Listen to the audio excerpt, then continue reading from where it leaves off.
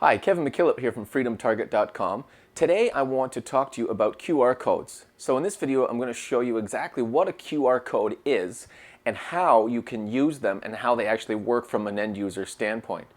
So what QR codes, they stands for quick response, so QR code. And what it is it's very similar to a barcode. So we're all very familiar with, we go to the grocery store and the cashier scans an item through and it picks up the barcode on a particular item. Now those are all done because Universal Product Code is what it stands for. Now a QR code is a little bit more versatile and it allows you to store essentially any kind of information that you like. But typically what the most popular use is currently right now that you're going to start seeing is it's a way to display a website URL, to take somebody for further information. So let me show you an example of what a QR code is here.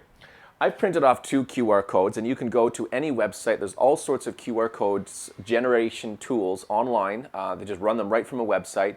And I've created two here. So the first one here at the top will take you to my blog, freedomtarget.com. The second QR code here is set up to go to my Facebook page.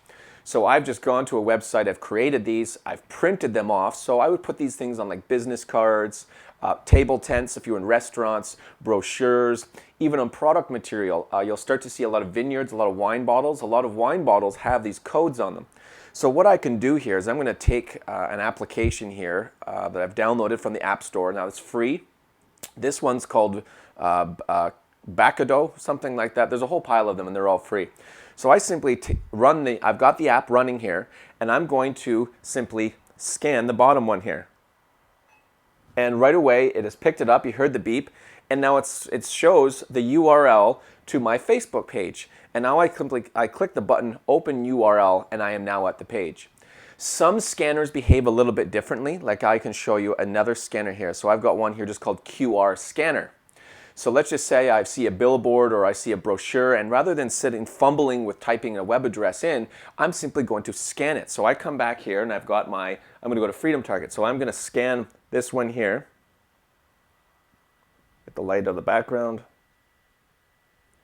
And automatically, I'm now going to the Freedom Target website. Now, it's very important, though, that these QR codes take somebody, if they're going to take them to a website, that it takes them to a mobile optimized website. Just sending somebody to your page on if you're using like Blackberries, Androids, iPhones, very small screens, and it becomes a pain to navigate. So it's a small tip there for QR codes when landing on a page.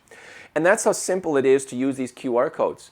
So you'll start seeing them. I've seen some, there's a new condo development here in my area, and they've got a big sign out front talking, big, huge billboard, and right at the near bottom of it is quite a large QR code.